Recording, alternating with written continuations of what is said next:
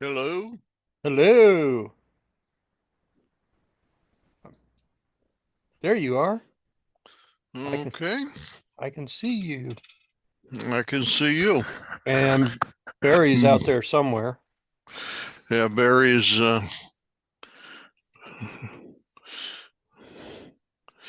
in his stealth mode, I guess. Um, Barry's always in stealth mode. well, I think wherever he's coming from, can't use the video. So, how's things? Oh, not bad. Not not too bad. Everybody well? So far, Hmm. um we've had 50 plus degree weather. I think it almost got up to 70 yesterday. Yeah, I've been watching the temperatures in Cincinnati, and you've got a regular heat wave going for this part of the year. Well, it was kind of weird. I mean, it was nice. It was nice enough not to wear a coat, but the wind made it a little chilly. It's Oh, kind of, oh, oh, really? yeah, it's kind of weird. Um, and in the shadow, the sun, where the sun wasn't at, Yep. yeah, it was kind of chilly in the shadows too, but Okay. it wasn't bad. It was a nice day yesterday. Um, Day before, I think it got up to 60, and tomorrow, my weather thing says it's supposed to be around 60. It's like Okay. 53 right now. So, Okay. Well, that's good. yeah, it's not a horrible time. So, anything new with you? Uh, Not that I can think of. We're both well here, knock wood. And actually, I guess it's been warmer there than it has here. We've been daytime temperatures maybe in the 50s, something like that. Oh, yeah. Haven't had any rain for a while. The the weather is it it's kind of like it's flipped. We're getting the nice weather, and Florida and California are getting nasty weather. Well, we haven't had nasty weather. It's just been cool. Yeah. So, um, my understanding is there's supposed to be a big storm going down the East Coast in the next few days, but wait and see. Well, my little weather thing says that Saturday we're supposed to be getting some snow, but it's still supposed to be in the mid 40s. So, I Well, it mean, won't last very long, man. it won't be horrible. I mean, It won't be accumulating, that's for sure. no, this one predicts a little bit different. Low 40s, but somewhere eh, somewhere around 40, it's snow's not going to stick around for long. So, I think even though it's going to be colder than it has been the past couple of days on Saturday, it's still going to be pretty nice. I mean, Hmm. Well, this, March on Saturday starts on Saturday, so tradition is what? In like a lion, out like a lamb, in like oh, something like that. yeah. So, Well, what was it? A couple years ago, we had snow on Easter, so it's not even, it wouldn't be unheard of to have it late in the season either. So, yeah. yeah. So, the weather's just kind of interesting the past few years. It does seem like we're getting nicer weather than places that people traditionally think would get nice weather. So, but so did you see the post that Barry sent about the Oh, absolutely. I thought that was cool. that That was very cool. that that jump onto the table and then off of the table, that was that was amazing. I I'm Did not sure whose robot was that. That wasn't Boston, was it? do you know Barry? I have no idea. We got him to talk. Well, that wasn't what is it? Boston Dynamics or whatever that's um, done all the military robots, and they've also made the dogs and the donkey and the backpack mule and so forth and so on. And interesting company. They've been owned by about five or six different owners, including Google as one of them. So um, that They did most of their military work when Google owned them. okay. Um, I I don't know what you should make of that, but most of their military stuff, most of the big robots that the military was interested in Yeah. was when Google owned them. So Well, I think they still do an awful lot of military business. Those um, like those mule robots, basically they can carry a large number of hundreds of pounds of stuff.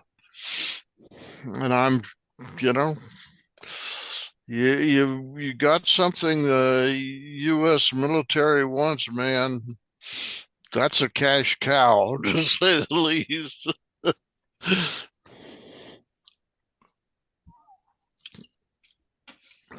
I I thought that Boston Dynamics um thought they had stopped doing military stuff though.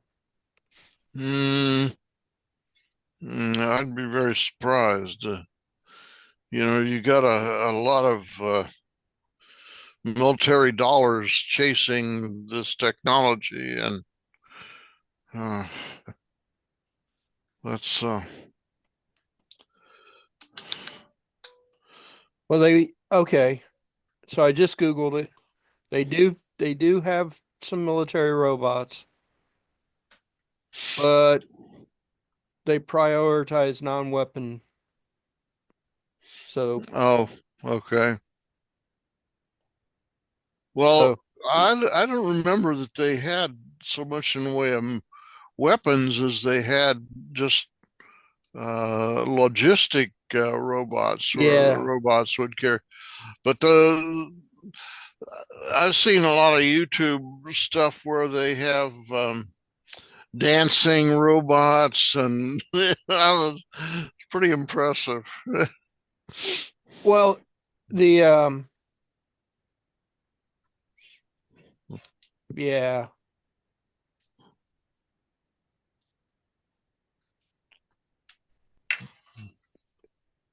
there was something I can't find it now, but New York had a bunch of their spots, the little robot dog, and I thought Yeah. somebody had strapped weapons onto it and and Boston Dynamics immediately pulled all of them, wouldn't let them even have them because they didn't want their robot to be weaponized.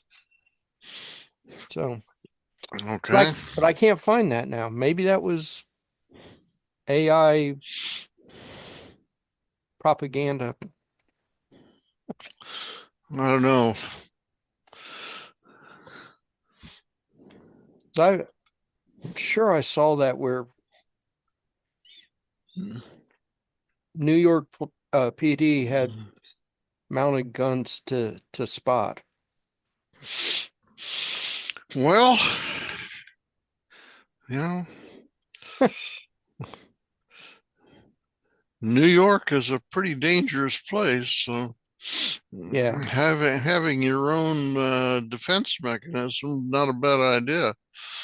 But I'm, but some of their stuff really amazing, particularly jumping jumping onto tables and running uh, on non-level surfaces, and then hopping from level to level to level and going upstairs and going downstairs, and so it's really impressive work. I'm trying to find out who made that cycling robot, but I can't find it. I have no idea who made that. That thing's cool. Oh yeah, oh yeah, no question about it. Well, particularly since they counterbalance it by throwing the rider up in the air and then yanking the legs up and hopping on the table and so forth. And Uh, and that it's all it doesn't have a gyroscope. It's all learning or oh, really? well that's what the guy said. It's um reward based learning. So it's truly AI then. Okay. Well, uh, there's your challenge there, Leroy. You need to get yourself a jumping robot. Okay. Gosh, I can't even get this thing to work quite right. So getting one to jump, that's going to be even trickier. Yeah, that's Mike's here also. Okay. I did play around with not with this, but the joystick this past week when I found a few minutes to actually do something. So I've got I've got much better results for the joystick and Well, that's good. this That's little good. red guy. So That's cool. That's great. well, as it turns out, I'm an idiot and trying to throw together code in about 5 minutes didn't quite work the way it should. And Oh, really? there were a lot of Gee. errors inside of not just the joystick code, but a lot of errors inside of just the robot code. I'm surprised it worked at all. Sitting there going, hmm, hmm. I'll be there in a minute. We're having problems with the computer Camera? not wanting to recognize the camera. Oh, yeah. Windows. It's Windows. Nah, you can blame almost everything on Windows and be right, but that isn't the problem. The problem is there's an on-off button on here, and I keep pushing it by accident. And I don't That's know about it until there's no camera. so this is a laptop or what? No, this is a desktop with an external camera. Okay. There he is. Yeah. Oh, there we go. Now, I'm fully prepared to have you say it was better without the camera. Well, no, I guess I really like Zoom. There wasn't an upgrade this week. A couple of weeks ago we had one, but this is the same version I've been running for at least 2 weeks. So Now, I've been trying to scratch my head and remember what was the predecessor to Zoom. Um,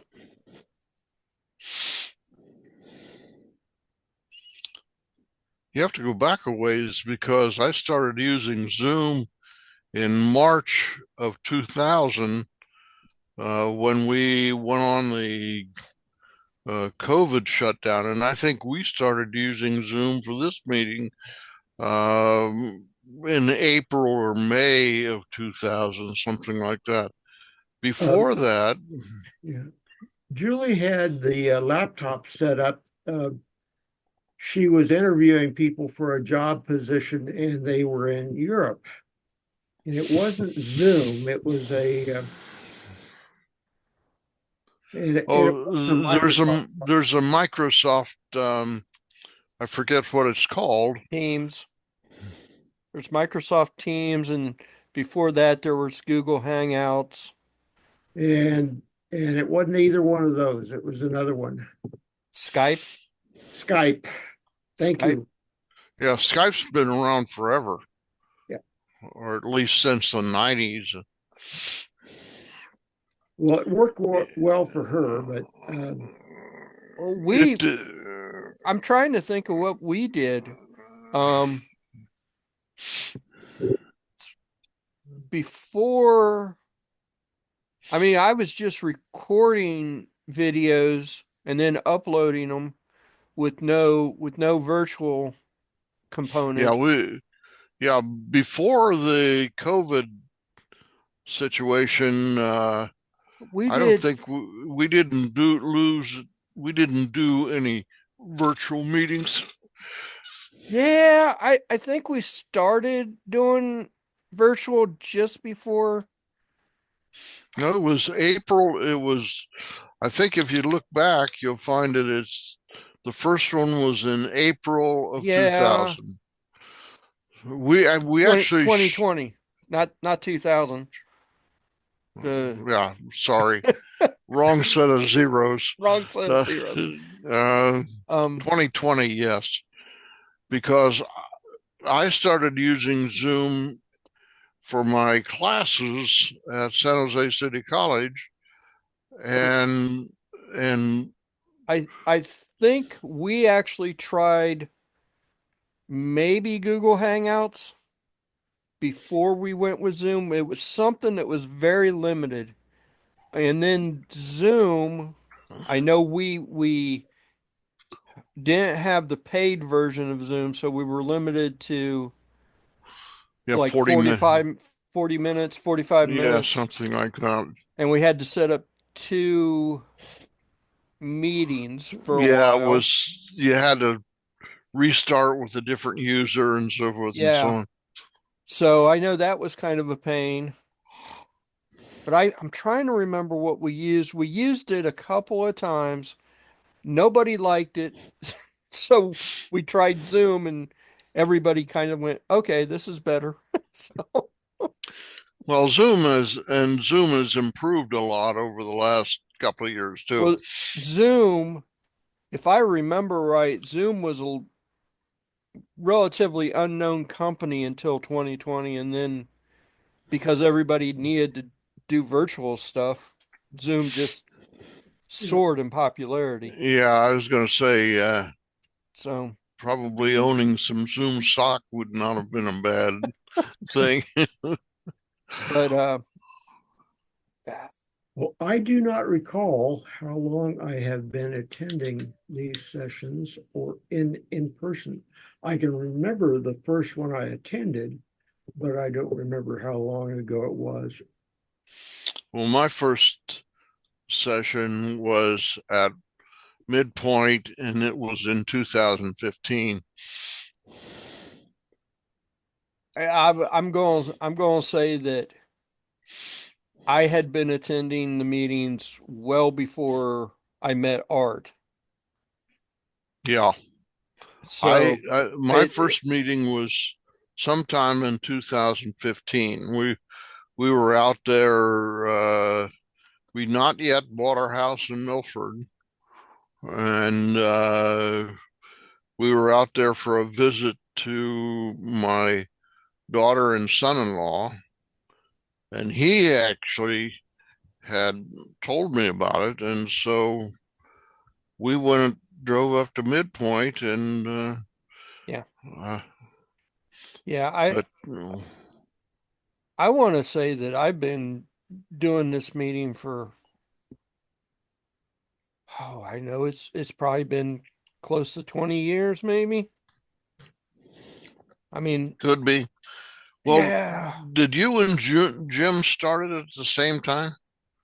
No, Jim had been doing it a lot longer than I had. I showed up at Midpoint, and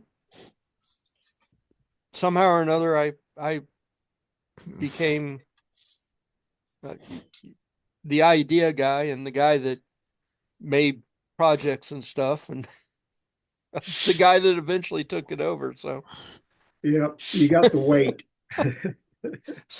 I'm not exactly sure how all that all that happened. Well, I remember you coming to the Midpoint there wearing some kind of a uniform. Does that ring a bell? I don't remember a uniform. Well, it was like a work uniform. It wasn't a military uniform.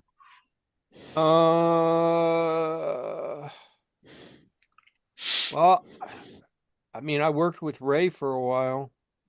I really haven't had a real job in a long time. We had the computer shop. Um, I don't know why I would be. Maybe I was delivering pizzas. I might have been delivering pizzas. I don't think so. I This was more like I'm thinking it was like a mechanic's uniform or something. Are you sure you're not thinking about the other Mike? No, you He guys worked look. he worked at a he worked at a factory, and sometimes he would show up in, like, not coveralls, but like a mechanic's kind of jacket kind of thing. No, this was you, Leroy. Oh, it was probably my I had a Ford jacket. I had a Ford jacket that said Honey Bear on it or something like that. Okay, that could be it, but And this was definitely you. It wasn't Mike. it wasn't it hang on. What's wrong?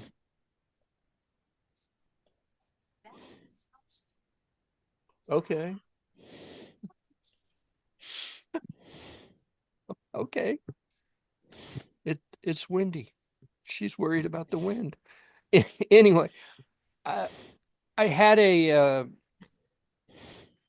Ford, um I guess you could call it a work jacket. It said Ford, and it said Honey Bear and Ford. And I bought it from a thrift store for like Okay. $7, and it was the nicest winter coat I had ever had, except that it said Honey Bear, and Patty wouldn't let me take Honey Bear off. So, Okay. but that might be what you're thinking of, because that's the closest I could think of that might have been a uniform. At least have some advertising kind of thing on it. Well, did you guys meet any place before Midpoint? Um, not that I'm aware of. We always kind of circled around Midpoint, Westchester. There were a couple of times where we met in Middletown because the room wasn't available or some other conflict. And there were, I want to say there was one time that we met somewhere else, but no, as far as I know, we always met in Westchester. Well, it's a very nice library and it's got very nice meeting rooms. Yeah. Uh, And unfortunately, it's gotten popular. well, part of the problem with Midpoint, and it happened during COVID, um, during the lockdowns, was Jim had set it up so that we would always have the room on Thursdays, unless the library needed the room themselves, which did happen from time to time, but it usually wasn't a big deal. And we were uh, all 4 weeks. I mean, for the entire month, we would meet in person um, on Thursday, and he had it all set up so he didn't have to go in and schedule the room and do all that rigmarole. The librarians knew us, everybody knew us, and then 2020 happened and they canceled the reservations because nobody could go in person anyway. And once they Oh, canceled the reservations, that wiped everything out, and we were fighting to get the room. Speaking of Jim, do you hear anything from him at all? I was wondering about that. No, I am, I am letting, I am letting Jim have his space. He's been doing this meeting. I mean, except for the past couple, a past year or so, or whatever it's been. He's been doing this meeting for a very, very long time, and if he needs the space to decompress and whatever, I'll just let him have the space. Well, it's one of He's those things where I was curious, but I didn't want to inquire and prompt bad news. well, he's still on the email list. I've left him on the email list, so he's well aware, or he should be, unless he's deleting the emails of what we're up to. And he's always welcome to come back. So, you Well, know, I I'm mean, just you I welcome me, so obviously you're welcome Jim back. I think, I was just afraid he had a health event that had incapacitated him. well, He did at one point. When he got COVID, well, and he had I a stroke, which right. was caused by COVID, apparently, or was And related to COVID. I would hope, I I mean, I would hope that Gail would at least email me or something and say, you know, Yeah. something, but you know, I don't really know what happened. I don't really, when I talked to Jim that one time, he just seemed like he was tired. So, Well, it's there's a difference between being concerned and caring and being nosy. yeah, And I think these inquiries are simply caring. I,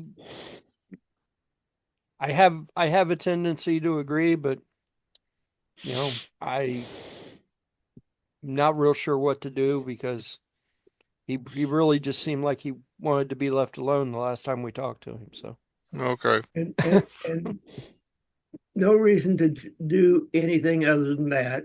But had there been something that we could have done, we we wouldn't all know unless we inquired. yeah, and when me and Vicente went to his house, we offered, you know, help or whatever. But I just think I'll take the man at his word, and he was tired, and when he's ready, Yep. hopefully he'll come back. Okay. Now, whether or not he comes back as the president or whatever, I mean he doesn't have to take on the stress of trying to book the room. I think that's what 2020 really took a lot out of everybody. I mean, for different Yeah.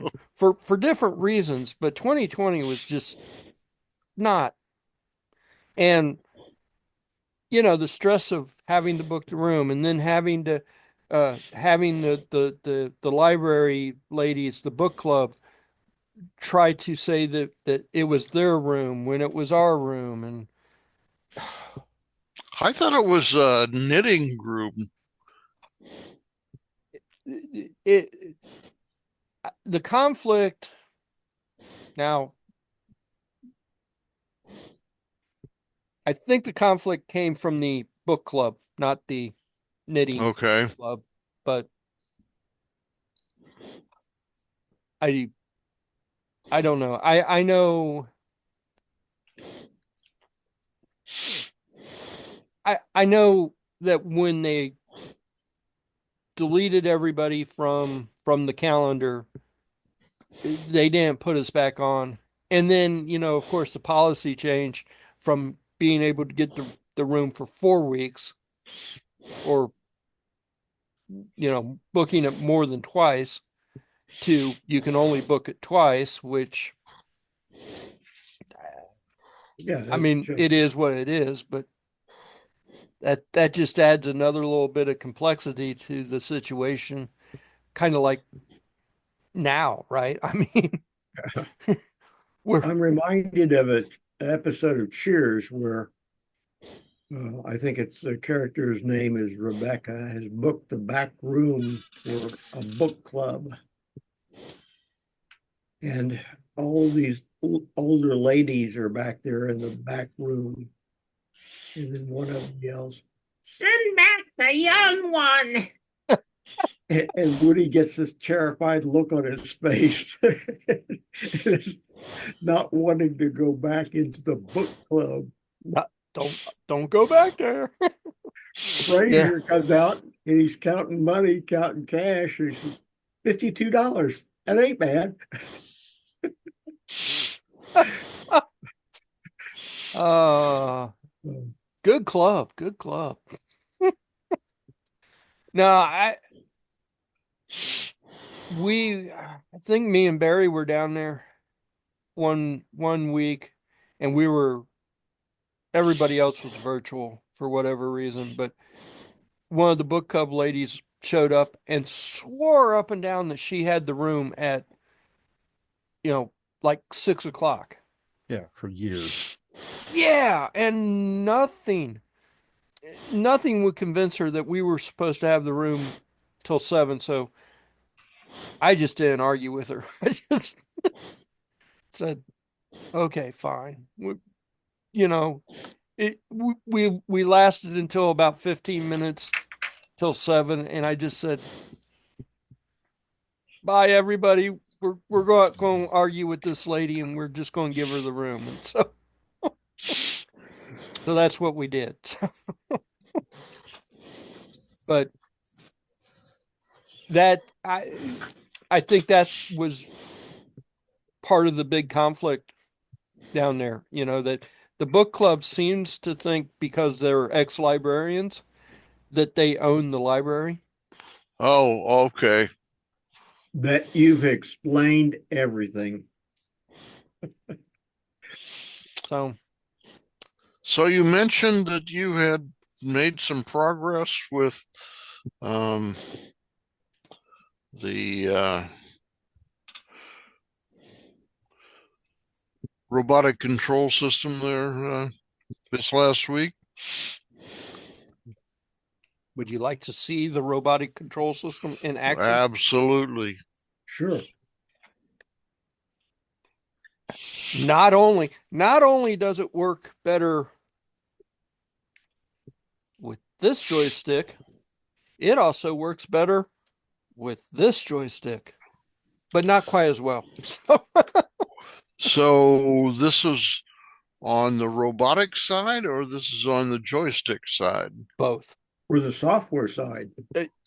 All of the above. So, as it turns out, the documentation for this is not great. Oh, And really? yeah, amazingly enough, It's a translation from Chinese to Hindustani to English that well, gets you in trouble. English. here's the thing, right? They provide um an example code for this, which Okay. you would think would be the example to actually read the joystick, right? Yep. It's the calibration example. So it's reading calibration settings from the joystick, not reading the actual joystick. Oh, okay. It then goes and says the stick is centered, so it tries to find where the calibration, how far off the calibration should be, and then it recalibrates, which is all Okay. well and good, right? Because it calibrates pretty good. Like right now, it's centered. It says that I am at -1 and -3. It should be 0, 0, but I Okay. compensated for that in the software. Um, so the calibration works pretty good, but looking at the calibration, looking at that particular software, I was going, well, they're reading the analog values from the joystick and doing something, which is not at all what they were doing. At all. Apparently. There's actually a joystick value read in the library that it actually it actually applies the calibration to the joystick so that you get a more fluid thing instead of an analog curve. You get like a nice linear thing if you read the right value. So anyway, that comes from reading or looking at the library to try to figure out what the heck this thing is doing. And even after I figured that out, it gives I'm reusing the 8-bit readings right now, but it gives a 10-bit reading for that line that it gives. And I don't know if 10-bit might be a little bit better, but um, it works now. Now, I also took, because it's a little touchy um, in going forward. Um, so I took and I mapped this button right here on the joystick. If you hit it one time, now the joystick just turns into a forward kind of deal. So now it just goes forward. If you hit it again, now you got left, right, left. And if you can get it perfectly centered, it will go forward. But if you hit the button, it's going to go forward every single time. Now, if you remember from a couple meetings ago, it was only going left. Even if I was turning it right, it was only going left. Mm-hmm. So, turns out that in the robot code, not only did I reverse the left and right for the motors, I'm using negative numbers because left, no, correction, right will give a negative number. So I was using negatives on top of negatives, and that was causing it to go left. And I was reversing it, so I was going negative, negative, negative. So I ended up just putting ABS in front of everything and clearing out the negatives, and that fixed the problem. And then, of course, I had to actually put the right the motor code for the right turn in the right spot instead of on the left side. So, and then to make matters even worse, somehow or another, I had reversed what I was doing here on the joystick. So if I pushed it right, if I pushed the joystick right, it would go left. And if I pushed it left, it would go right. So I fixed that in the code here because, you know, can't have that. If you push the joystick button down, it'll go in reverse. Now, the forward motion, it's hard to see, but forward, you can control speed a bit. If you go reverse, it's all at one speed. So,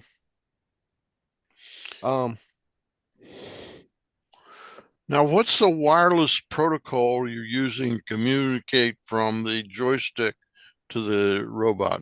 I am using ESP now to do this. Now,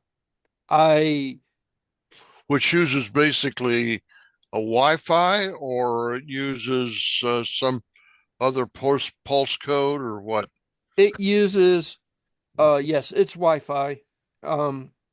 It's on two separate channels, and it doesn't actually connect to like a Wi-Fi router or anything. It sets up its own back and forth, its own little protocol. Okay. I think if I remember right, years ago, it was discovered that you could actually communicate on these channels without attaching it to a router if you just sent little quick bursts of information. So that's what ESP now is. It just sets up this channel and uh, this is like on channel 0 and this is like on channel 1, and they can talk back and forth to each other. Okay. Or maybe it's vice versa. Maybe this is on 0 and this is on 1. It sets up a master slave sort of situation. One of them is the master channel and one of them is the slave channel. And Okay.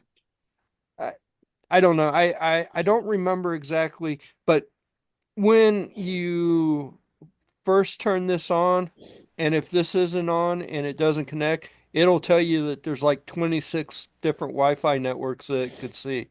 So it's not looking for a specific Wi-Fi network. It's looking for something that this is sending out on whatever channel it's sending out. So, Okay. and that was my breakthrough though. Once I figured out that this code was broken and this code was broken, it all started to make sense and everything started to work. While Man. you're describing that, I was thinking of the 800,000 lines of code for Social Security written in COBOL. Yeah. Did any of you ever write anything in COBOL? Yeah. Yeah. I took one class in COBOL like in 1969, and I thought it was a shit language. I couldn't understand why anybody would write anything in it. Well, there's still, I don't know, millions and millions of lines of COBOL out there running, particularly the government. But you're off by a factor of 3. They're saying there are 800 billion lines of code, and they're written in different versions of COBOL with different author styles, and many times no documentation. So Well, the problem is that the majority of the COBOL programmers that ever existed are either retired or dead or both. And I don't know that anybody's teaching COBOL anymore. So it's like Sanskrit. It, it's uh, it's not a language that is. It's not like Python or C or C++ or whatever. Maybe AI can analyze the code in the There you future. go. AI COBOL. Now there's a concept. Say that again. I didn't quite catch it. AI COBOL. AI COBOL. Okay. Okay. So, yeah, I'm not sure that there's many living, breathing folks around who can actually write in COBOL anymore. Interestingly enough, not only is a lot of the government stuff written in COBOL, but when I was at Kaiser, which is a big medical Yeah. HMO, back in 2000 to 2003, they had armies of uh, guys writing in COBOL. And there weren't any of them that were less than, that were more than 5 years from retirement. So they've long since retired or croaked or both. And, so whoever's maintaining that stuff, um, it's, it's kind of magic these days. Well, I was just doing a cursory inspection and they commented that there was no dedicated date field. And you had to, every programmer had to deal with dates on an individual basis. And Well, the date that they chose was when the International Standards Bureau was established, like in 1897 or something. That was day one. well, it was a big deal around 2K. Yep. It was a huge deal around 2K. And so, well, they had everybody hammering on code to mitigate the problems with 2K. I experienced that same problem within the maintenance information system at Middletown Works. When they conceived it, they didn't put in a 4-digit date or year code. And they were able to get around it by saying, okay, the person's either this amount minus 100 or this amount, and made the determination of what was the most reasonable. But they still got stuff wrong.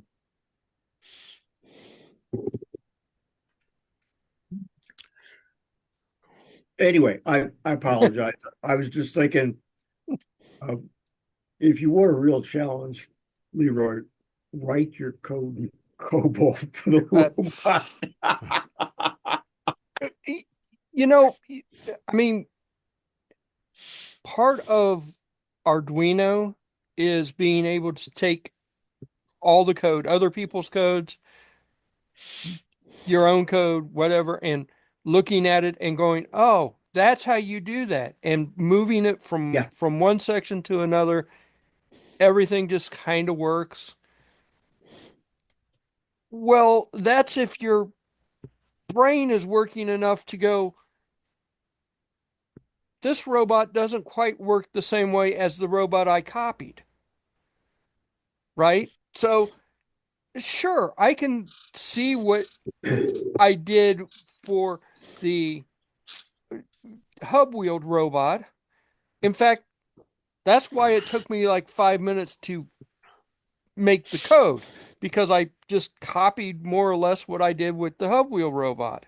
Yep. Except the hub wheel robot doesn't work anything at all like this. So forward is not a double negative, and I'm not sending double negatives from the joystick with the hub wheel code. I'm sending positive numbers. Long story short, I took 5 minutes. It's amazing that it worked at all 2 weeks ago in any stretch of the imagination.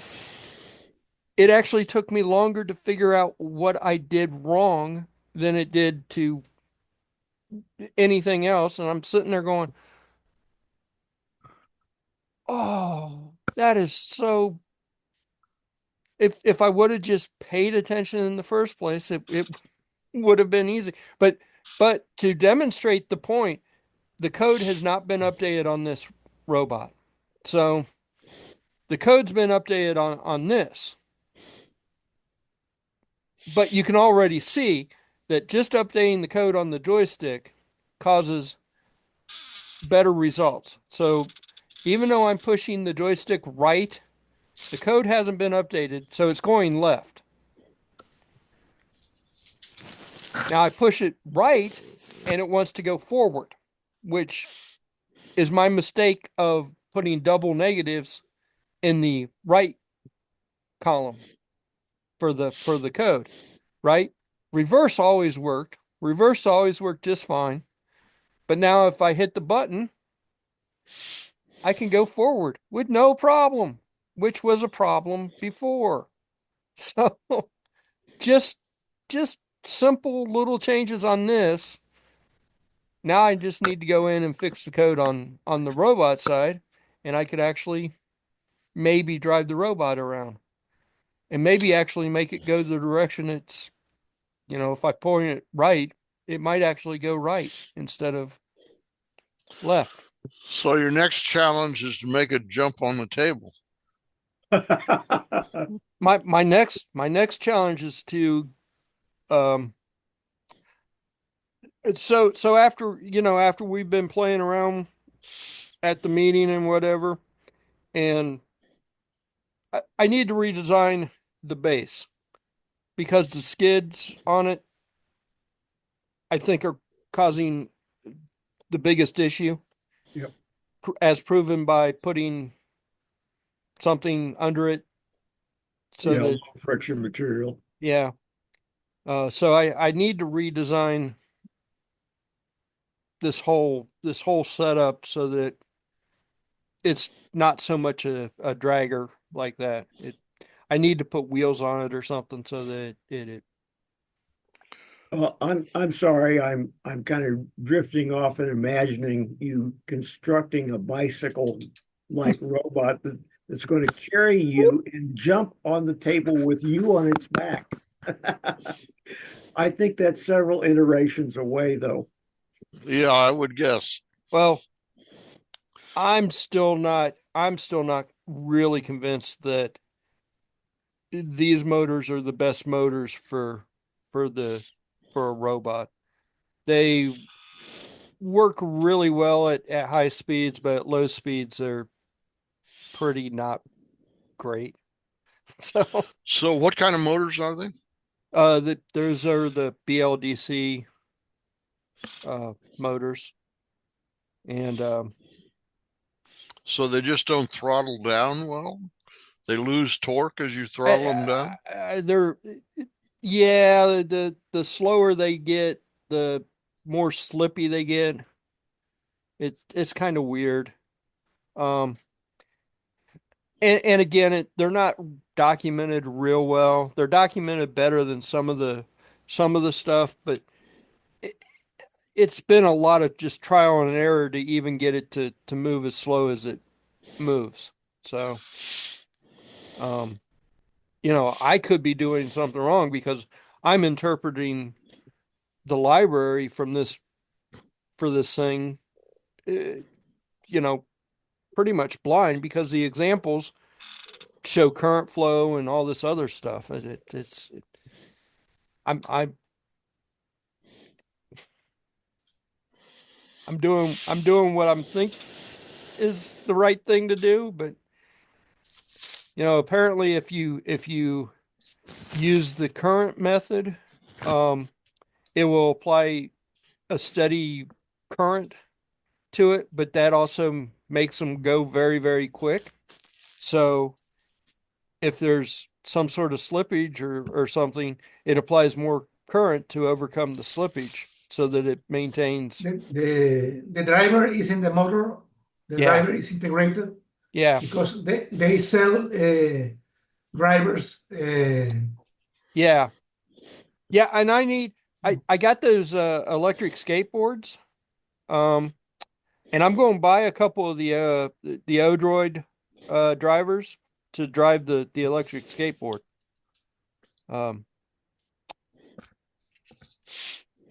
Because I think those Odroid drivers are a lot better and a lot better documented. But I don't know what they're using in there. I just know that and these two motors are different. Like when I was first playing with them, trying to get a feel for what they did, and I told one to go to 90 degrees, the other one would be 180 out. I mean, why is one backwards? That doesn't make sense to me. If you tell one to go to 90, no matter how fast it goes, it should go to pretty much the same spot that the first one goes to. At least that's my thinking. So at the end, those motors are not good for slow speeds. I'm not having much luck with slow speeds. Yeah. But I may be doing something wrong. And they're not, they give examples, but the examples they give only partially show what you should be doing to make stuff work, which seems to be a issue anymore with M5. I'm starting to think that buying M5 stuff, paying the extra premium for the M5 stuff is not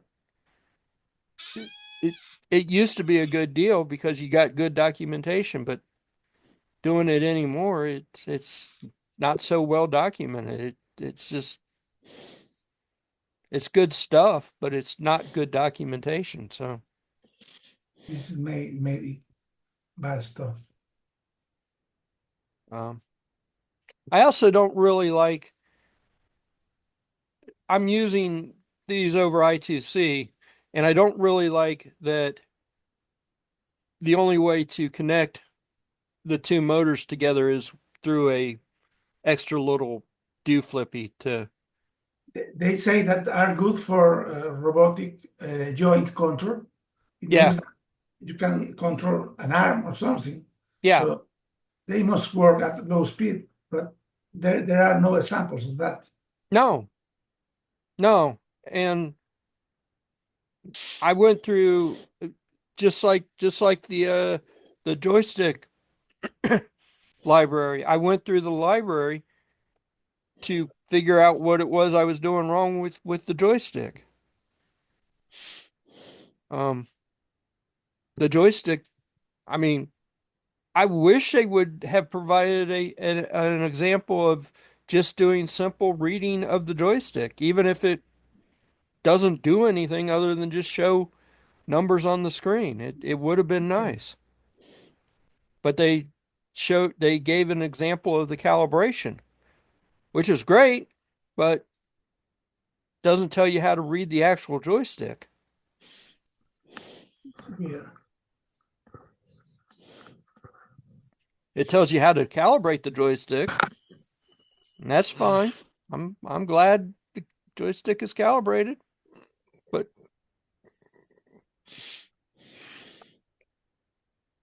this little joystick hat, this little thing, that does work a little bit different. This gives values from negative 127 to positive 127, and this was made back when they were still documenting stuff relatively well. And this just sort of works, but it doesn't have such a good range. So, it's good pushing it up, but you got to, if you want really slow, really fine control, you got to push it really, really slow to get it there. And the fact that it's on top of a thing and it's just attached with pins means that if you're pushing it, you can push it right on out. And now it's not attached anymore. So that's why I made this little That's case. not good. Yeah, Yeah. that's why I made this little case for it. So it's a lot harder just to push it. Not very stable connection. Yeah, it's a decent enough device, but sometimes with robots you want them to move really slow. Sometimes you want them to move quickly. This is either on or off. I mean, it's there's no in between for this one. Okay. Unless you go really, really, really fine, and going really, really, really fine on such a small little thing is not easy. So it's it's fine. It's fine for what it is, but it's not great for robots. I mean, this joystick with the larger cap and the greater range, I mean, it analog values up to 4093 or whatever that is, gives you a much finer control, even if you do map it down to something more usable for the robot. But,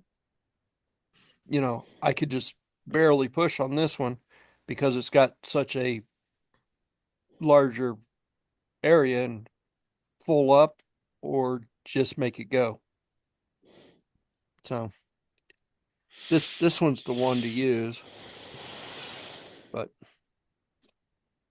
uh like I said, generally there's nothing wrong with this joystick. I'm just not real sure what the use case for it would be. And the one I made something that did use this with the red robot, with that robot. And basically what it was, you know, is it on? Yes. Is it on? Yes. Is it on? Yes. So the robot had a preset speed in it.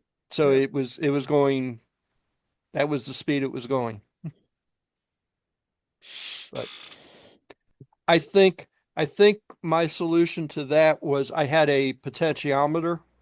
So I had a potentiometer hooked up to it so I could adjust the speed on the slider, and it would send the potentiometer readings for the speed, but it was on, off, on, off.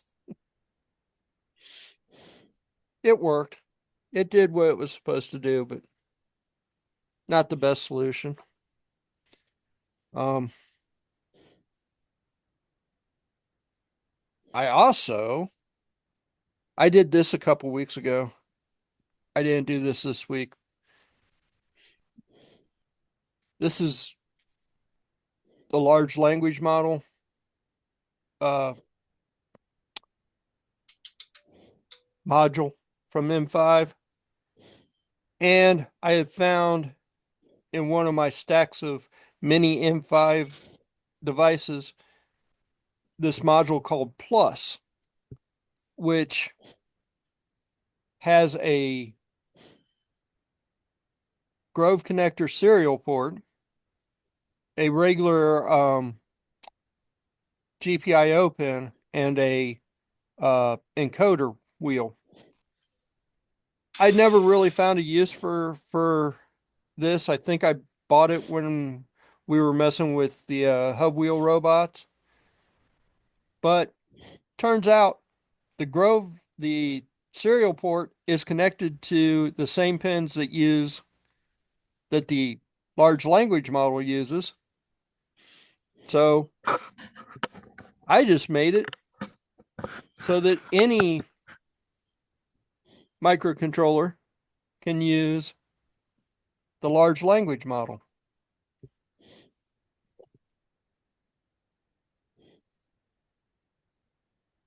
It's setting it up right now.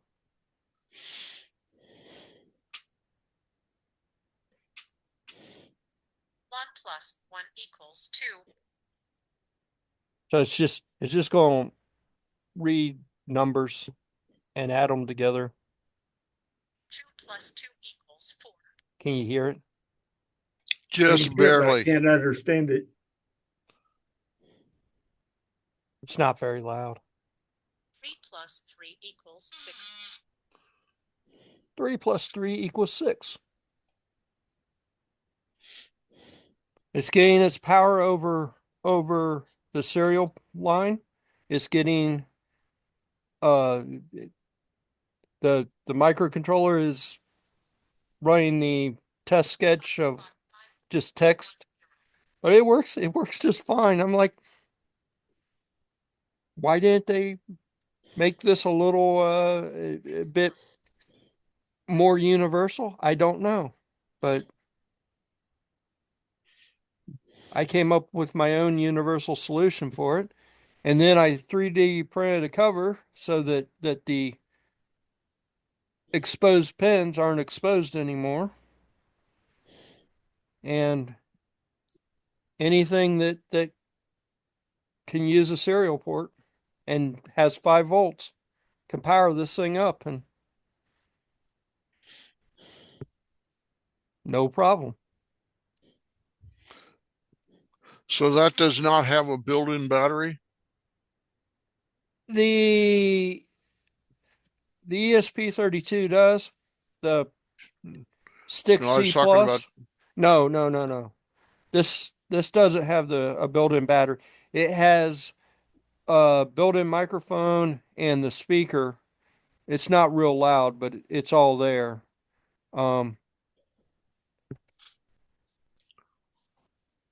This battery's pretty weak, so I do end up having to plug it into a so it's USB connector. rechargeable though, right? Yeah, but it's not the greatest. But that module doesn't really require a whole lot of power to run or anything. It's just I don't understand. I don't understand the logic behind not making it more universal. I would think, if you're made it more universal, you'd have a greater range of devices that could use it, even if they're not M5 stack devices. I mean, in theory, I should just be able to plug that into a an Arduino Uno because it's just a serial connection. This Uno should just be able to send the commands down the serial line to it. So I don't know. That's just one of those makes me go kind of things. So have you tried that, connecting it to To an a Arduino. serial? Yeah, Well, that's a serial connection. yeah. I haven't tried it to a Uno yet, but I don't know why it wouldn't work. There's nothing in the library that looks like it's special or doing anything funky. should just be able to,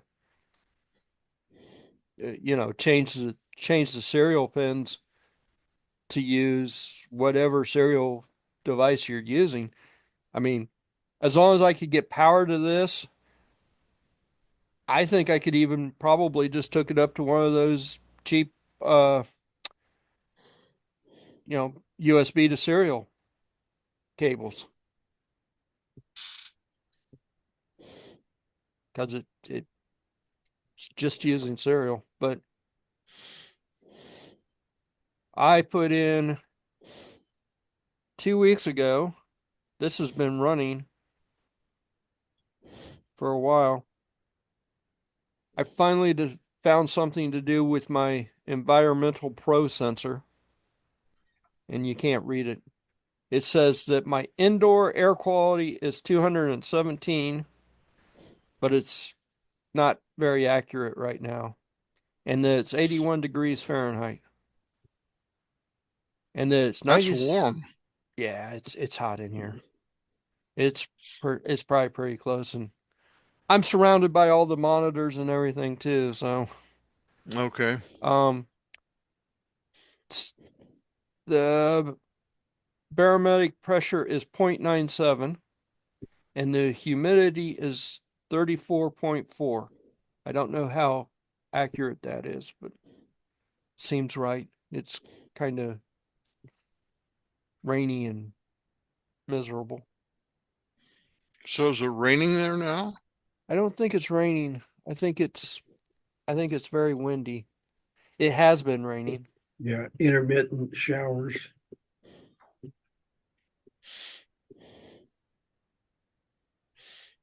My indoor air quality is way off though. It's saying that its accuracy right now is 0, which basically means don't trust it. Well, the indoor air quality number by itself, you shouldn't trust. So garbage in, garbage out. Right. This little environmental sensor, how is an expensive little sensor, and I never found anything to do with it. And then I just decided, you know what? Maybe I should just turn it into a indoor quality thingy-mabob. My temperature dropped just a bit. It's 80.95 now instead of 81 point something. Now, Art, do you monitor your home's environmental stuff when you're away? If you're talking about the answer is yes. Okay. I have temperature sensors, humidity sensors, both indoors and outdoors. I have rain gauges in both houses. So depending on where I am, I can monitor temperature, humidity, rain. And in Milford, I have a sensor that senses lightning strikes. I forget who makes that. It may be Accurate. But at any rate, it counts the lightning strikes, and then I can monitor that and record it. So the short answer to your question is yes. And I have them both places. So, and in addition to that, of course, I have, I don't know, 15, 20 cameras each place. So I can sort of tell what's going on unless the power goes off. In which case, I've got a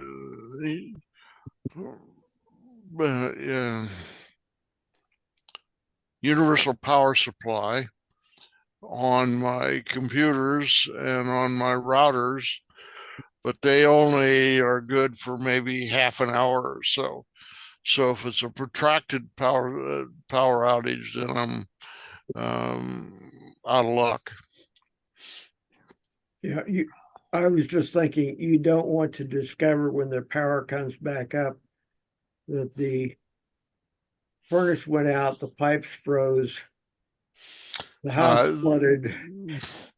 Well, When the I power have came back up, it caught fire, and the fire department was there and gave you 100% humidity with a hose.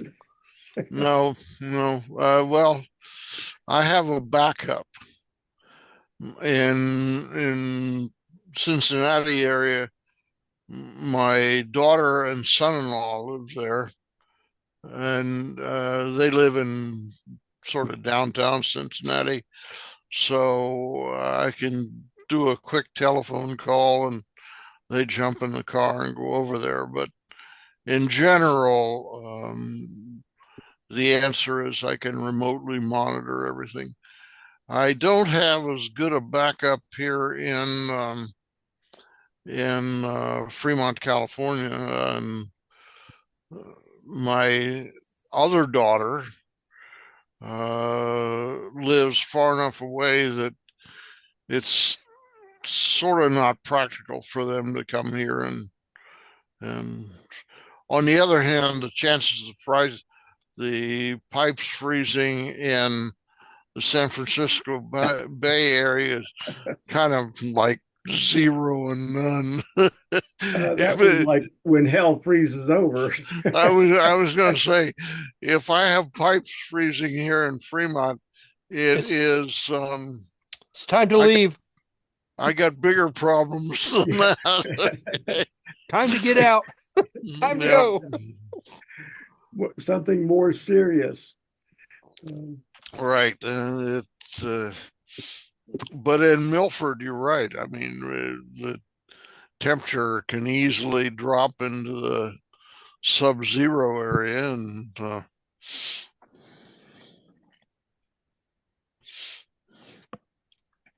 but I have remote monitors for all the critical things: temperature, humidity, and so forth. For example, I have in my garage in Milford, I have 4 different temperature monitors, and the reason for that, completely unrelated to logic, is as I've retired temperature monitors from other places in the house, the default retirement for them is in the garage. So I've now got 4 in the garage, and of various different types and so forth and so on. So, and I monitor them all. They all talk to each other with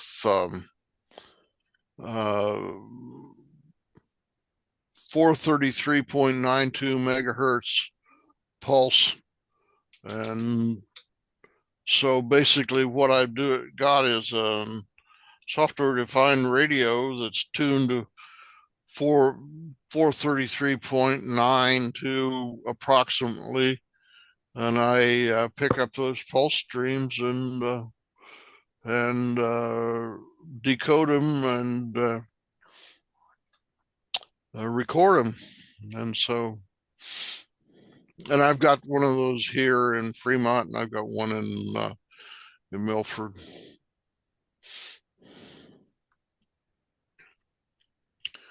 So it's a long-winded way of saying yes, I am monitoring.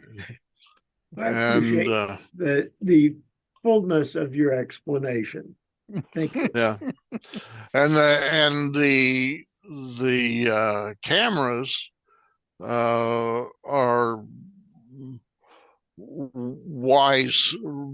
WYZE cameras, and it turns out that I can assign other people to watch those cameras also. And my daughter can read those cameras on her Android phone. So that's pretty handy. Unfortunately, I don't have an easy way to do that for things like temperature and humidity and whatnot. Well, see, that's what I'm trying to make like a little indoor weather station so that I could do stuff like that, monitor some of that stuff. But I'm trying to find the one that's more accurate than others. Um,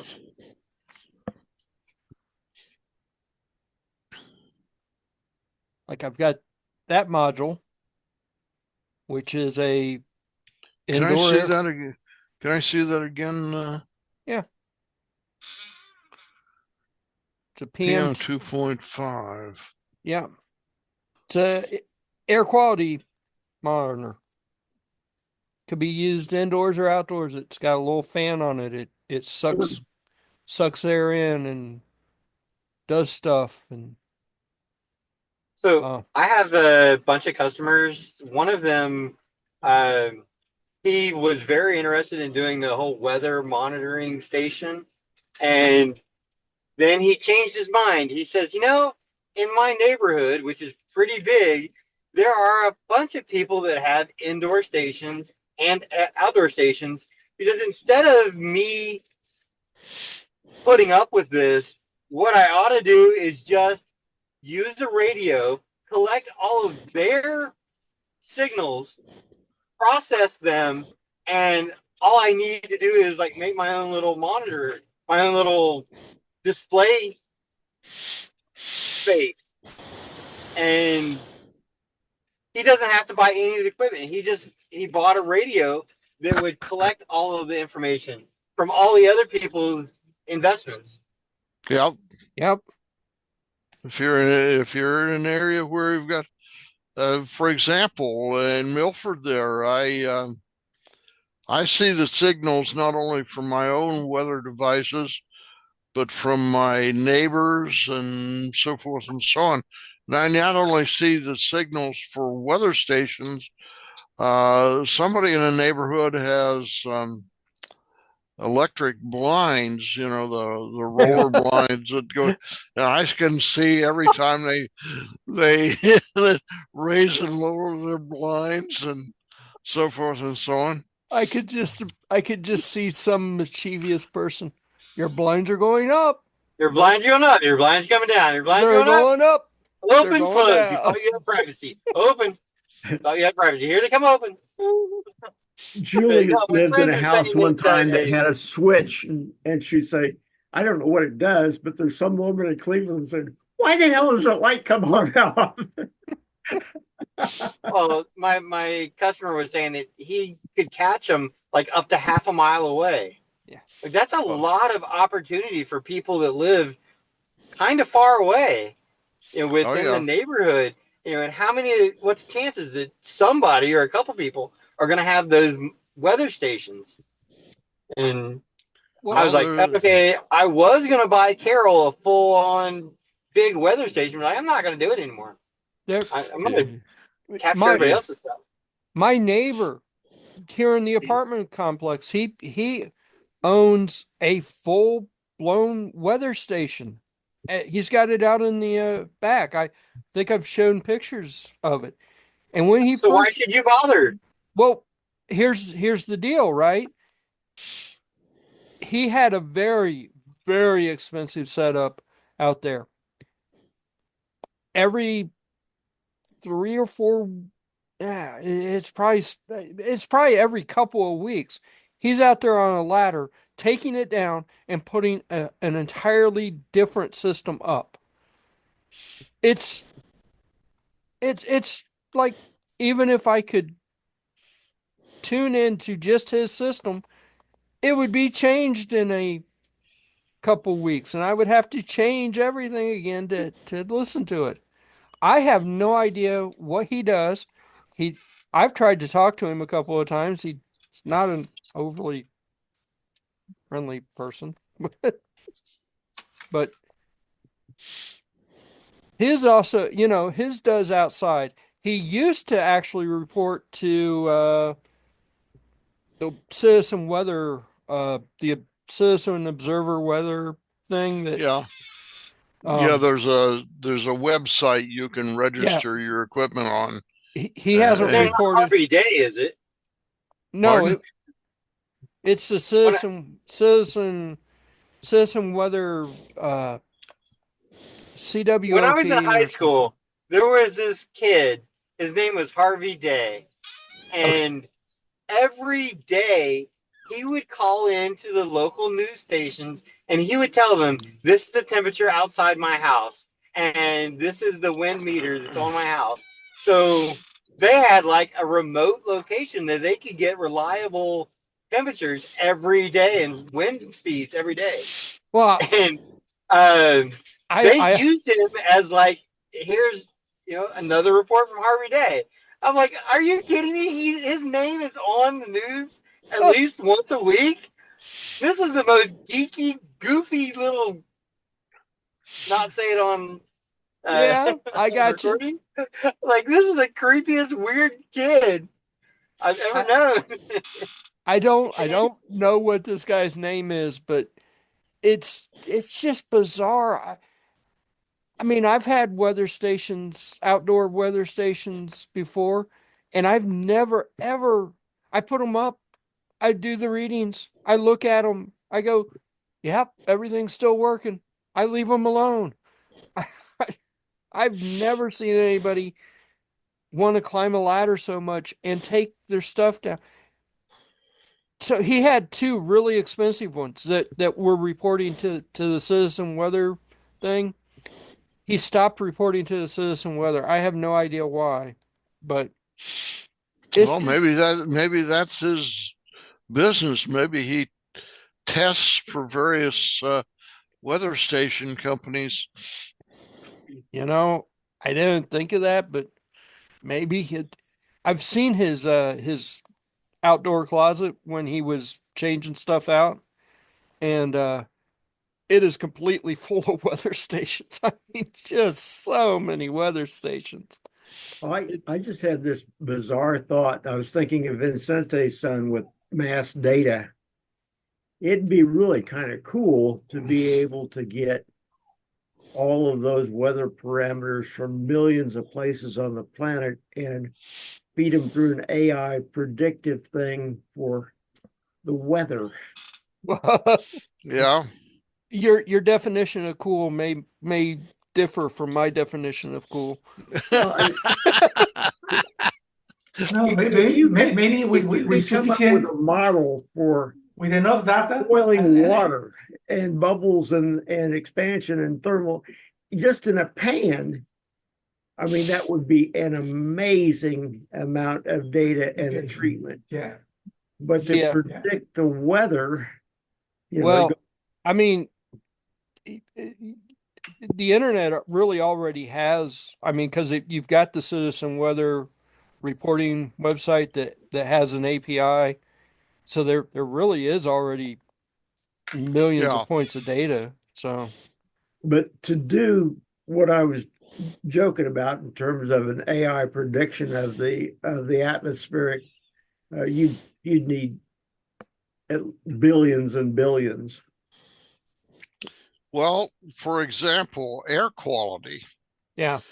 There's something called Purple Air. If you go to purpleair.com, they publish all of these citizen scientists who've bought these Purple Air air quality, and they're all over the country. I don't know if they're outside the U.S. or not, but they're all over the country. I know here in the Bay Area, there are literally thousands of them, and they publish it on a map so you can see what the air quality is at everyone's Yeah. system. And And so I was going to buy one of these things, but they're pretty pricey. $300 a pop, and for a single sensor, that's above my threshold of pain, I guess I would say. But then I discovered one street north of me here, there's a guy who has one already working. And I figure, how much can the air quality vary between me and between my house and a guy who's a block away? So why buy something? But there are at least three community weather agglomerations, for lack of a better term, that you can register your weather station with, and then it automatically gets forwarding on some kind of periodic basis every couple of minutes or so of rain, wind direction, temperature, UV index, air quality, and so forth and so on. So, And well, go ahead. not only that, but hams, amateur radio, you can send it over AX25 and have it picked up and mapped out on the internet. You'd see weather stations on APRS .fi all the time. Yeah. And that's actually what I was going to do, how I was going to do it. You got to have a GPS location, but Now you're talking about indoor, not outdoor, right? actually with this one, I was going to put it in a case and knock some holes in the case so that the fan could get the outdoor air. And I was going to put this system outside, but I was going to put it on my porch, and I was going to leave it alone. I was, but it was more of a fun thing to do than a thing. And I've had both of these modules for almost 2 years now, and that's how far they've gotten. I No tested sense that rush- one. It No sense works. rushing into these things. I tested that one. It works. I've tested that one. It works. The entire project is at least 2 years old, and that's it. Well, I'm thinking about this from what I did for a living. If I lived outside of a Union Carbide facility that was prone to mass releases of toxins, I may want to monitor a specific air quality, but a general number, I don't think I have any interest in. Yeah. See, that's the problem with that. It gives a number. It doesn't tell Well, it you what gives that you, number is. It doesn't tell you what particles it's measuring or whatever. Pretty Particles, much, gases, or yeah, anything. pretty much the same well, with that. It purple just, air specifically tells you particle size and number of particles per cubic meter.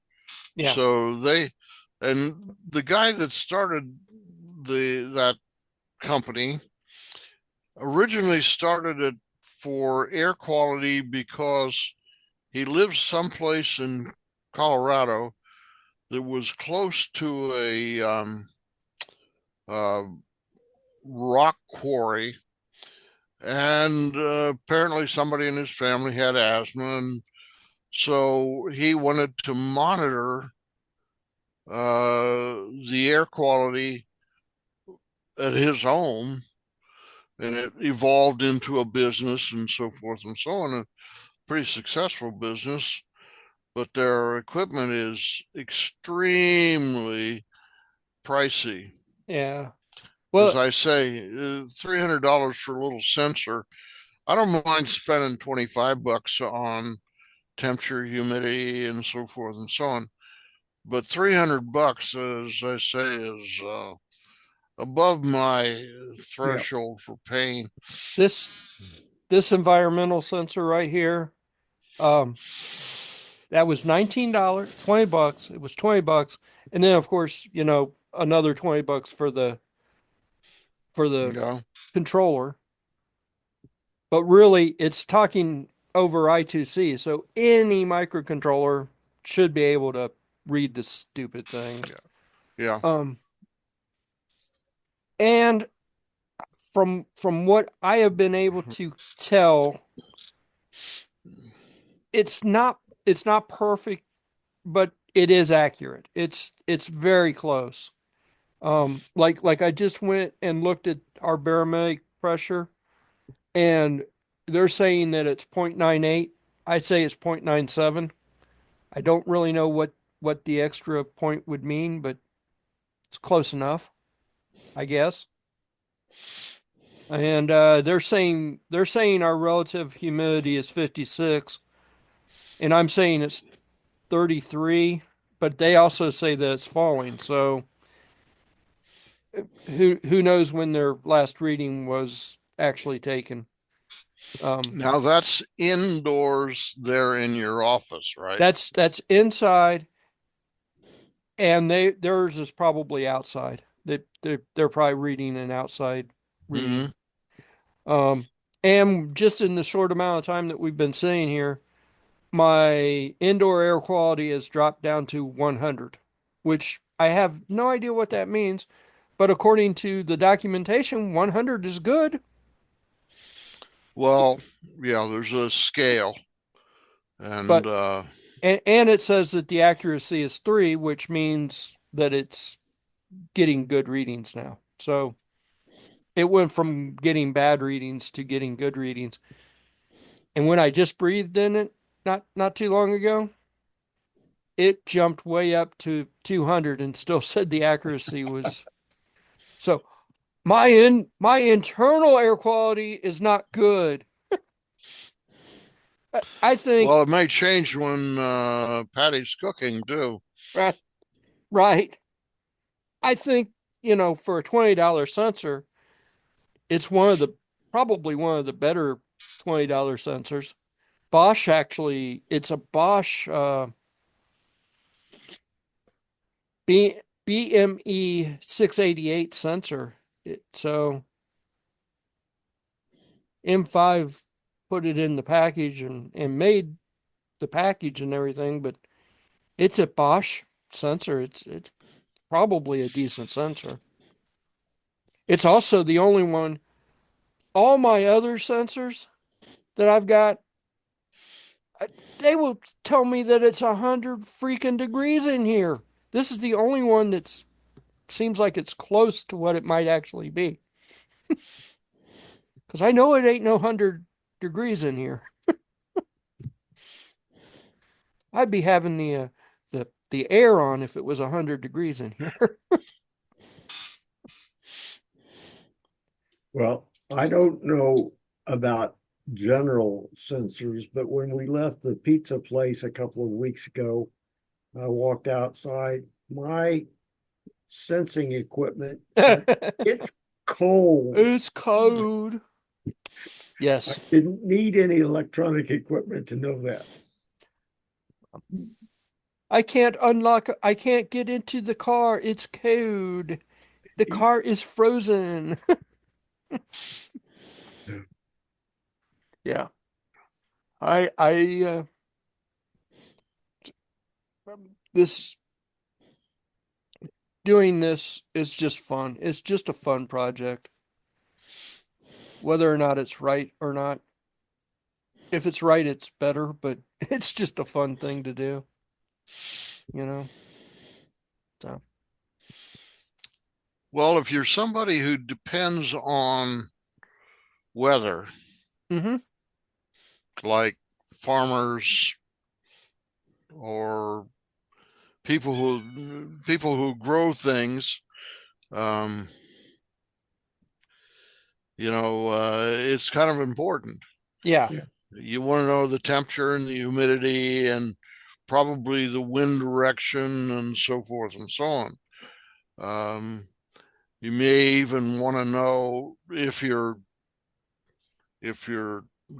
growing outdoors, you may also want to know things like the UV index so that you can track what's happening with your crop, whatever that crop might be. Yeah. There being a lot of different kinds of crops these days.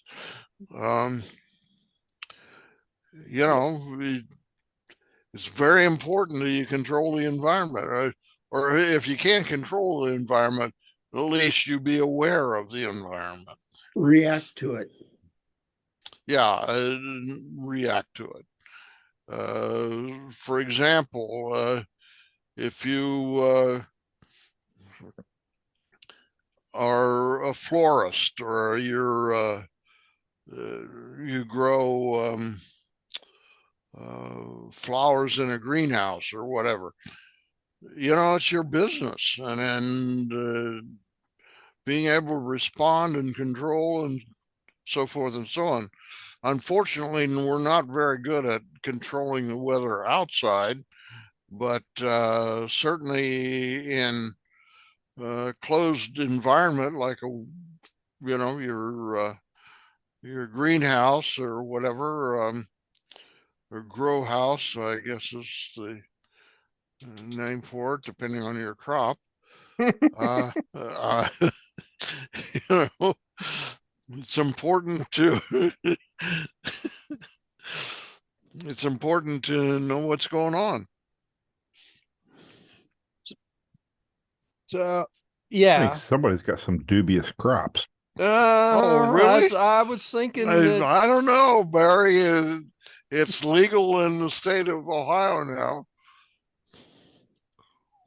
Only if you're one of 4 families. Um, I think might want to change the subject here. Okay, rounding back to weather. My e-paper thing, which only updates every hour, it's going to update here soon. It says that the inside temperature is 75.6 right now. That was an hour ago. And it says that the humidity is 37.3 an That's hour pretty ago. low. That's pretty low for that part of the country. And well, I mean, this is saying that the humidity is 31.9, so Really? yeah. But the temperature is pretty close. It's now reading at 80. So Wintertime indoor relative humidity in a forced air environment is always very, very low. Yeah, that's the reason your hands get chapped and yeah. so forth and so on. Yeah. The You know, wood wintertime. doors shrink and swell and all the rest of this. Yep. Yeah. I have no doubt that it's probably pretty close to that. How come it only updates once every hour? Well, this one here, the original, I need to change that. The original software was not mine, and this will last for months and months and months. I personally think that it should update maybe every 15 minutes, but maybe every half hour. But the original whoever made this originally set it for an hour, and it lasts forever. You're talking about battery life. Battery Yeah. life. Yeah. So of course, the more it update, it gets most of its information from the internet. So it has to come on, connect to the Wi-Fi, grab the information, phrase the information, display the information, and turn itself off. So it's not actually measuring locally. Well, It's grabbing information from the internet. when it says local or indoor temperature, there is a temperature sensor built into this. So that's what it's reading at that time. But Mm-hmm. the weather itself is coming from, I think, Weather Underground. Uh-huh. And it usually displays like a cloud or wind or something. I'm not sure why the picture isn't showing up, but um You guys might appreciate this. Kroger monitors their temperatures inside their stores yes. and adjusts things remotely. My wife worked as a certified pharmacy technician, and if they wanted it cooler or warmer in the pharmacy, they had no control over that. They couldn't adjust it. But they did have access to the general area where the uh, thermostat was. And they discovered that if you put a bag of ice over the thermostat, they could control whether it got cooler or warmer, or they could put a baggie of hot water over the thermostat. So they had their own direct way of overriding this $1 zillion system to conserve energy. That's hmm. Well, she told me that I just had to laugh. well, my temperature thermostat for my furnace here in California is a Honeywell. And I discovered a little while ago that Honeywell actually remotely monitors it. Really? Oh, absolutely. I mean, you talk about Big Brother, and I discovered this because I started getting emails from, first of all, this is a thermostat that I can adjust using my smartphone using an app. I can adjust it, say, when I'm in Ohio or whatever. Yeah. So, at any rate, I started getting emails that said, over the last month, here's your temperature profile, and I thought, now, man, that's spooky. And sure enough, they apparently monitor at some big database in the cloud, and they periodically I get these hate mails that say, if you turn your thermostat down, you'd use less gas or whatever. And I think, oh, Is there a way big. to opt out of that? I think as long as you have it configured to do remote control, there isn't. Hmm. Now, I think if you somehow or another disable the remote control, so it becomes just a manual thermostat that you set on the wall, then I think you probably can. But if you're going to use it remotely, um, the signal that comes to you in your smartphone also goes to them. One of the things to keep in mind with all remote monitoring is once you've sent that signal out, you no longer control it. It's controlled by whoever whoever intercepts that signal. So You were talking about having a number of internal cameras in your home, and this kind of feeds into that. Apparently, the people who have the Ring doorbell cameras and have them inside their home, they keep that information, and the police have been able to go not to you, but to the people who monitor those and get to look inside your house without a warrant. Well, how do you look inside with a Ring No, doorbell? well, not with that particular device, but these people also had interior cameras that were on the same type system. So that, Yeah, Ring has a whole house suite of stuff. Yeah. say that again, Barry? Ring has a whole house suite of sensors. You can have cameras in the hallways, motion detectors, audio, like a Yeah. and Yeah. or was it Alexa or something like that? Well, that's what I was trying to imply. I didn't do a very good job of that, Art. I appreciate that. That data, the police were able to access and look at people's houses. And that's Big Brother if I haven't ever heard any. Well, I've got a couple of things. The Kroger thing, that's just genius. But Patty was working in Monroe one season, and she gets this phone call from the remote monitoring company that says your cooler blah blah blah. Wow, what is that?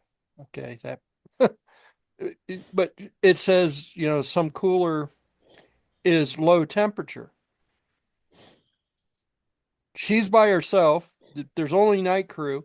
Night crew has no idea what that alert means or any of that. So they get these phone calls constantly for like the next 2 hours, and then finally the freezer goes to almost zero. And they call and they say, why haven't you taken care of this problem? The freezer is at zero. All the food in it has gone bad because it's just kept going down and down and down. The manager gets there in the morning and goes, what do you mean we got an alert? What alert? What are you talking about? He had no idea what this alert was. He had no clue how to deal with the situation either. Patty says, well, I finally, after they called about the seventh time, I finally just walked down the freezer aisle and I found the one that says zero, but I don't know what to do about it. Yeah. You unplug it. Well, these are the big freezers at Kroger's. You Yeah. don't Yeah. just unplug them.